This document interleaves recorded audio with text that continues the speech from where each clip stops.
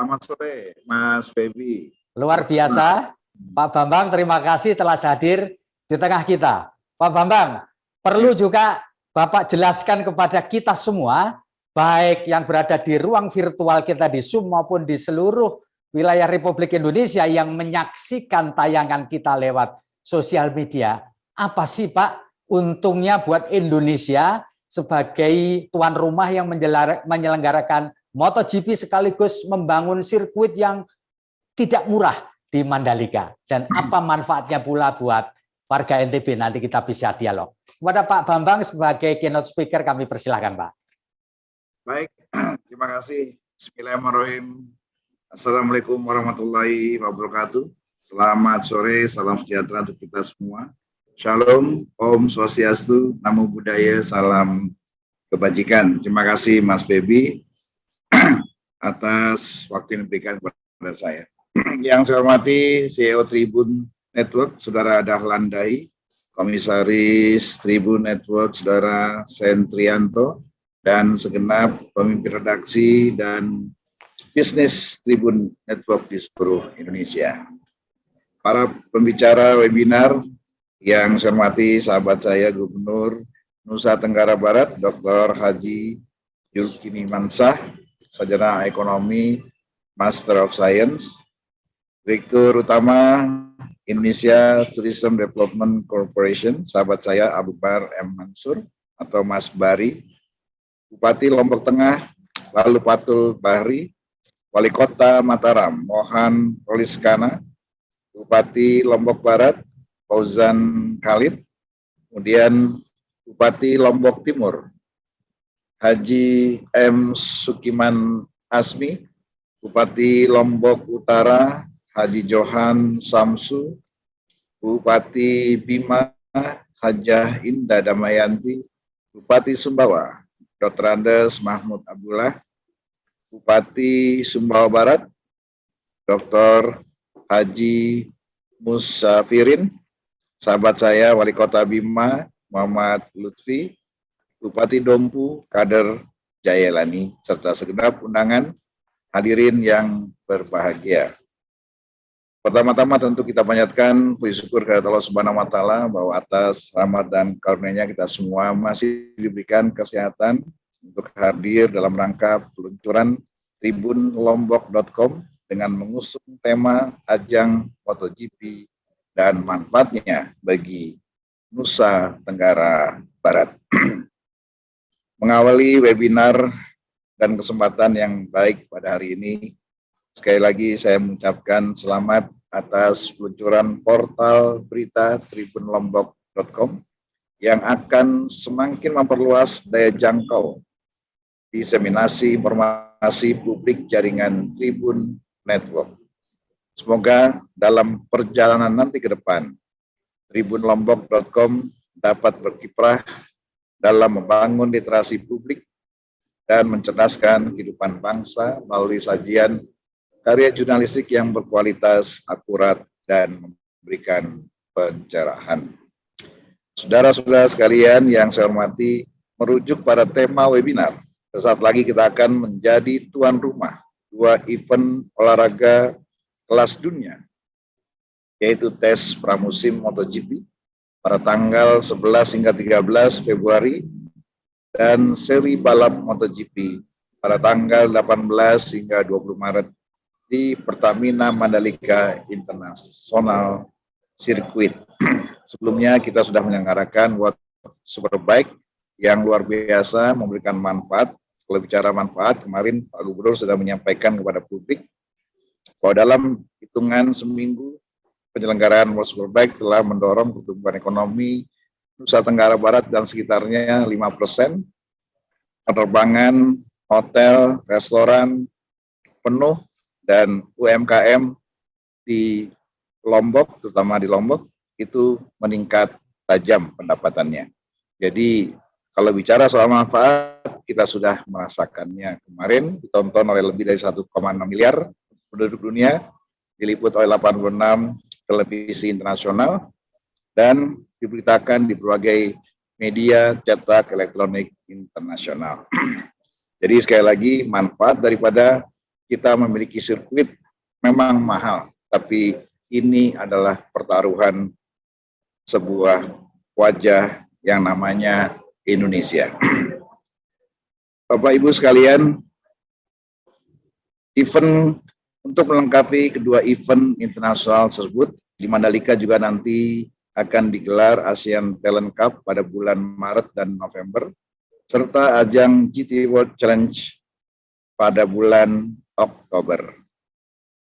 Berkaca pada penyelenggaraan World Superbike WSBK yang diadakan di sirkuit Mandalika, bagaimana yang saya sampaikan tadi, kita berharap bahwa apa yang telah dihasilkan, peningkatan PAD dari mulai setoran pajak, pajak hiburan, restoran, dan lain-lain, okupansi hotel juga hampir 100%, peningkatan pesawat full dengan transportasi juga meningkat jasa transportasi 700%, perekrutan tenaga kerja lebih dari 1.400 tenaga kerja lokal, dan pembukaan peluang bisnis bagi ratusan UMKM dari mulai penjualan merchandise, oleh-oleh khas Lombok, hingga penjual makanan dan minuman, termasuk kafe-kafe dadakan yang muncul di sekitar sirkuit.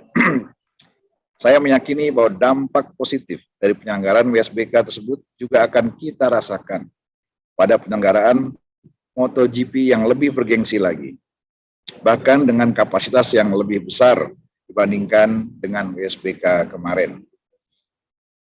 Oleh karenanya akan menarik lebih banyak penonton dan menyedot lebih dari banyak liputan media dan mata dunia yang mengarah ke Lombok. Jika WSBK diperkirakan, seperti yang saya sampaikan tadi, 1,6 miliar, maka pagelaran MotoGP diprediksi akan ditonton oleh lebih dari sekitar 5 miliar penduduk dunia dan akan ditayangkan secara langsung di 200 negara dari berbagai belahan benua. Untuk mengantisipasi antusiasme penonton, kuota penonton yang sebelumnya 65.000 telah ditingkatkan menjadi 100.000, di mana penambahan kuota ini telah disetujui dalam rapat terbatas oleh Presiden Jokowi, dan dapat dipastikan pagelaran MotoGP ini akan menjadi stimulus geliat perekonomian rakyat di Nusa Tenggara Barat, khususnya di Lombok. Saudara-saudara sekalian yang saya hormati, mengukur dampak positif penyelenggaraan event olahraga internasional seperti MotoGP tidak semata-mata diperhitungkan dari dampak ekonomi secara kalkulatif, seperti peningkatan PAD, tingkat okupansi hotel, penyerapan tenaga kerja, peluang bisnis yang tercipta, serta jumlah penumpang jasa transportasi, baik darat, laut, dan udara, yang tidak boleh kita lupakan sebagaimana event otomotif internasional lain adalah MotoGP akan menjadi jendela bagi dunia internasional untuk lebih dekat mengenal Indonesia. Para pembalap MotoGP yang datang dari berbagai negara adalah representasi dari komunitas global. Mereka, kami lihat kemarin baru datang 1 hari sudah memposting ratusan foto dan video, dan mereka adalah influencer yang nyata yang akan mempromosikan nama Lombok, nama NTB, dan yang terpenting adalah nama Indonesia bagi jutaan follower dari berbagai belahan dunia. Patut kita berbangga hati dari berbagai liputan media dan melalui berbagai platform media sosial, para pembalap MotoGP yang saat ini sudah hadir di Mandalika, semua menyuarakan pesan penting dan pesan yang sama, bahwa mereka terpesona oleh keindahan alam di Mandalika. Selamat pada Pak Gubernur. Ini membuktikan bahwa pemilihan Lombok sebagai lokasi pembangunan sirkuit internasional yang dibangun dari kesadaran bahwa pagelaran MotoGP bukan semata-mata menjual kompetisi olahraga otomotif, tetapi terintegrasi dengan berbagai sektor pendukung lainnya, khususnya pariwisata. Dengan segala potensi yang menjanjikan, saya meyakini kesuksesan penyelenggaraan ajang MotoGP Mandalika nantinya akan semakin membuka lebar peluang investasi di Provinsi Nusa Tenggara Barat, khususnya Lombok. Mengingat sedemikian luasnya wilayah Indonesia dan sedemikian besarnya potensi yang belum dikelola secara optimal, tentunya kita berharap model pembangunan fasilitas olahraga yang terintegrasi seperti sirkuit Mandalika akan menjadi standar dalam pembangunan fasilitas olahraga di daerah lain. Kemarin saya ke Kendari, ke Sulawesi Tenggara. Gubernur Sulawesi Tenggara juga tidak mau kalah, akan segera membangun sirkuit internasional di Nanga-Nanga. Jadi Pak Gubernur lagi ada saingan. Tapi nggak Mandalika, pemandangannya adalah pemandangannya alam dan hutan yang kita di setiap daerah. Tidak hanya penting bagi sarana penjaringan dan pembinaan prestasi atlet, tetapi juga senafas dengan program pemerataan pembangunan, khususnya dalam mendorong pertumbuhan sektor pariwisata sebagai penopang perekonomian negara. Pagelaran MotoGP juga menjadi branding baik bagi Lombok dan NTB pada khususnya, namun juga bagi Indonesia pada umumnya. Jadi, MotoGP bukan hanya Lombok, tapi juga Indonesia. Tidak hanya dari pesona keindahan alam yang dipromosikan, tetapi juga dari nilai-nilai budaya dan kearifan lokal yang kita tawarkan. Pemilihan motif batik khas suku Sasak yang menghiasi area run-off sirkuit Mandalika adalah simbolisasi dari promosi budaya lokal ke kancah internasional. Lebih dari itu, keramataman penduduk dalam menyambut gelombang wisatawan, baik domestik maupun mancanegara, akan menjadi kunci sukses dari konsep sport tourism yang mengkolaborasikan event olahraga otomotif internasional dengan pengembangan sektor pariwisata. Saudara-saudara sekalian, Pak Gubernur yang saya hormati, MotoGP 2022 di Mandalika adalah sebuah momen sejarah. Kita pernah menyelenggarakan event MotoGP pada tahun 1996 dan 1997 di sirkuit internasional Sentul. Namun tidak dapat dilanjutkan pada tahun 1998 karena gejolak moneter dan krisis yang menghantam perekonomian nasional. Kini setelah lebih dari 4 abad yang lalu, Indonesia akan kembali menjadi tuan rumah MotoGP dan kita harus dapat mengambil pelajaran bahwa kesuksesan menjadikan Mandalika sebagai tuan rumah MotoGP akan sangat tergantung oleh adanya dukungan dari semua lini. Stabilitas kehidupan sosial politik, di samping kontinuitas pertumbuhan ekonomi, adalah cipta kondisi yang disayakan untuk menggelar event olahraga internasional. Aspek lainnya adalah adanya keberpihakan dari segenap pemangku kepentingan yang harus tumbuh sebagai komitmen kebersamaan, baik dari pemerintah pusat khususnya melalui kementerian terkait, pemerintah daerah, dunia usaha, organisasi dan komunitas otomotif, serta segenap komponen masyarakat, khususnya masyarakat di Lombok dan Nusa Tenggara Barat. Dalam konsepsi ini, Ikatan Motor Indonesia atau IMI sebagai satu-satunya organisasi yang menjadi fasilitator dan regulator kegiatan otomotif Indonesia akan terus mendukung penyelenggaraan event otomotif berkelas dunia di Indonesia. Sejak awal, IMI telah menjalin koordinasi dengan Dorna selaku penyelenggara MotoGP serta FIM selaku organisasi balap motor dunia untuk mengawal dan memastikan penyelenggaraan MotoGP di sirkuit Mandalika dapat diselenggarakan sesuai jadwal pada bulan Maret 2022. Pada pagelaran MotoGP Mandalika, IMI juga bekerjasama dengan Indonesia Anti-Doping Organization atau IADO yang belum lama ini sukses melepaskan sanksi yang diberikan Badan Anti-Doping Dunia atau WADA, World Anti-Doping Agency kepada Indonesia. Kerjasama IMI dengan IADO akan terus dilakukan dalam penyelenggaraan berbagai event otomotif, baik di tingkat nasional maupun di tingkat internasional di dalam negeri. Bentuk dukungan IMI lainnya adalah dengan menyiapkan kapal pesiar Roro Premium KMP Dharma Kencana 8 untuk menyediakan paket pelayanan terintegrasi yang meliputi pelayanan akomodasi, transportasi laut Bali Mandalika, transportasi darat, sekaligus tiket untuk menyaksikan MotoGP dengan kapasitas hingga 600 penumpang.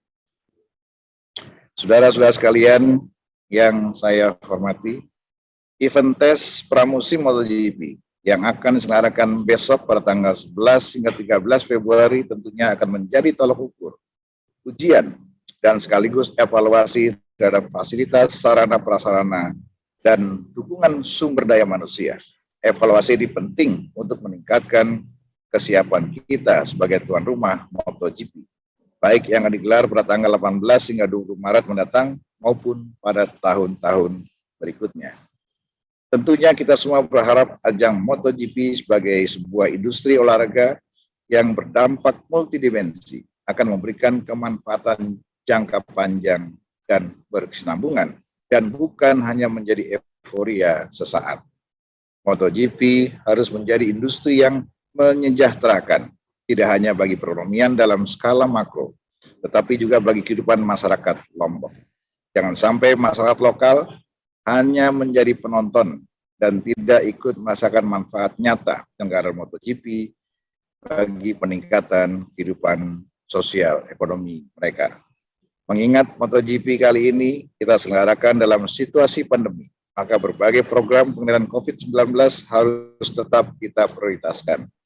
Antara lain melalui akselerasi program vaksinasi massal bagi masyarakat, penyediaan fasilitas kesehatan, dan posko penanganan COVID yang layak dan memadai, penyediaan tenaga kesehatan yang memenuhi standar kualitas dan standar kuantitas, serta penyediaan dukungan sarana dan prasarana pendukung lainnya. Sebelum saya akhiri, saya juga perlu mengabarkan kepada Pak Gubernur dan seluruh masyarakat Nusa Tenggara Barat, selain Lombok, pada bulan Juni mendatang, IMI bekerjasama dengan pemerintah daerah Nusa Tenggara Barat akan menggelar MXGP di Sumbawa, sehingga tidak hanya pulau Lombok, tapi kita juga akan bergeser keramaian yang akan kita ciptakan, keramaian internasional dalam bentuk MotoGP. Kalau di Mandalika balap aspal, di Sumbawa nanti adalah balap tanah atau motocross kelas dunia. Demikianlah beberapa hal yang dapat saya sampaikan sebagai pengantar sekaligus pemantik diskusi webinar pada hari ini. Saya berharap melalui kegiatan yang kita selenggarakan dapat melahirkan gagasan dan pemikiran yang konstruktif pada siang hingga sore nanti bagi suksesnya penyelenggaraan MotoGP di sirkuit Mandalika.